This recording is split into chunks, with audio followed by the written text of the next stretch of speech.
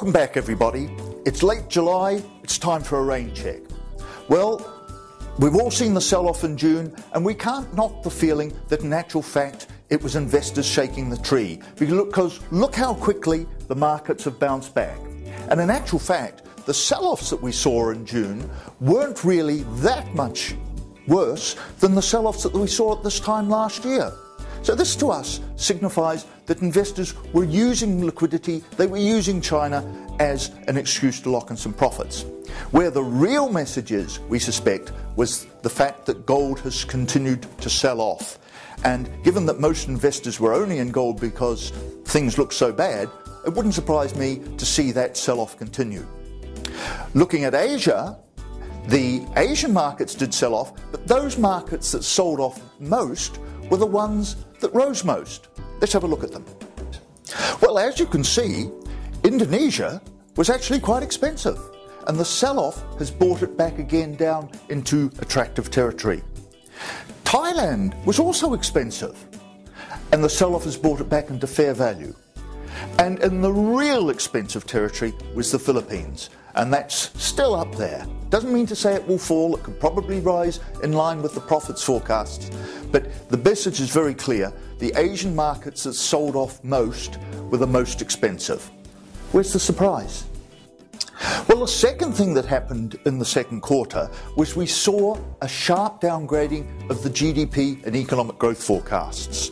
Now, as you can see, some of these forecasts still look very good even after the downgrading. And in actual fact, Asian growth continues to outstrip the rest. But what was significant, and what we've seen happen in the last month or two, is that that rate of downgrading has actually come to an end or actually slowed down quite significantly. So again, a lot of the concerns that affected us at the beginning of the year seem to have washed their way through. Now, those growth forecasts have led and encouraged the analysts to be quite aggressive in their forecasts for profits. And that's been an ongoing concern for us, as many of you know. Now, in particular with the US, we've seen sales start to pick up, which is a good sign, but a lot of those sales are in the defense and the transport sectors. Knock those out, and the new orders have been very volatile, but around a flat trend. So even though we're now starting to see the declared profits pick up, that trend will be highly dependent on sales continuing to rise, and at the moment there's question marks over that. However, I'm quite sure, and we'll talk about it in a minute, that investors will want to focus on this in the immediate future.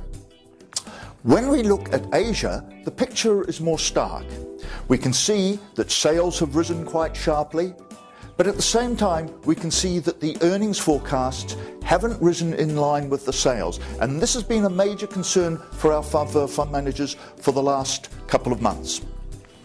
The good news is we tend to feel far more comfortable with most of these forecasts now, including China, despite the many concerns that people are quoting.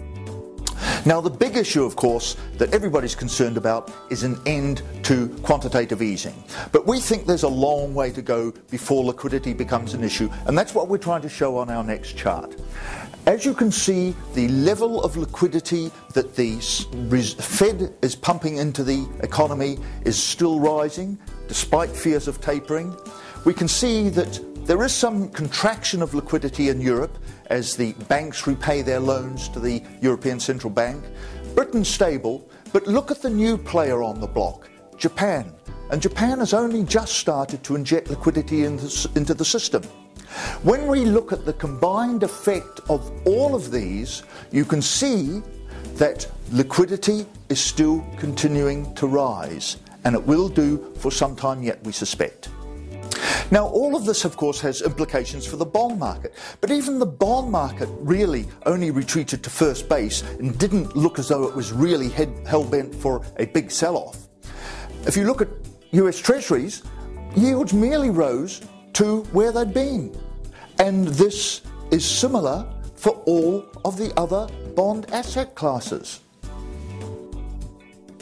So let's start to focus on markets. And clearly the first market that everybody's interested today, because of the healing economy, is the US. And as you can see, US valuations have risen up to their long-term trend, and then the market has tended to stall. The question on everybody's lips is, are the conditions in place for valuations in the US to rise back to where they were before the crisis hit in 2007-2008? We suspect that there's a big question mark over this, which is why we're tending to play the US market via high yield still rather than equity. But other investors are not so sure. So it wouldn't surprise us to see continued strength, at least for the immediate future, in US equities. Well, what about within Asia? Well, if you look at the valuation of Asia's two major markets, China and India, you can see that valuations look very attractive indeed. China again in the very attractive area, and India in the good attractive area as well, almost down there.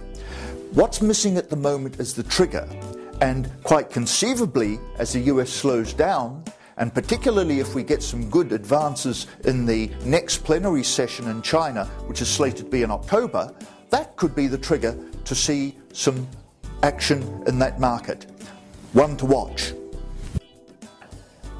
And what about the other Asian markets? Well, if you look at the ones that we haven't already talked about, with only one exception, they all look attractively valued. Now, in my last slide, I just want to put to bed these fears that there was a flight of capital from the Asian emerging markets. There was some money coming out of some of the bond markets, and some of the currencies really did come under pressure, that's for sure. But when we look at the impact on the equity market, look at the story.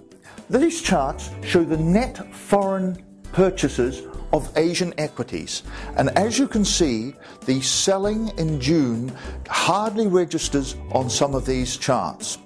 So we're very firmly in the camp, despite what you've read in the newspapers, that the emerging Asia story is not over. So, in a nutshell, we think the June sell-off was merely investors shaking the tree, looking for reasons to take profit. We think that the liquidity story is not over. There's still plenty of liquidity out there, and it will be a while before that leads through to rising interest rates. We think that the cut in the growth forecasts has come to an end, and forecasts are now stabilizing. We've still got some concerns over the profits, however, but nevertheless, in most instances, valuations, particularly within Asia, still look very attractive. And that's the weather forecast. We'll see you again next time.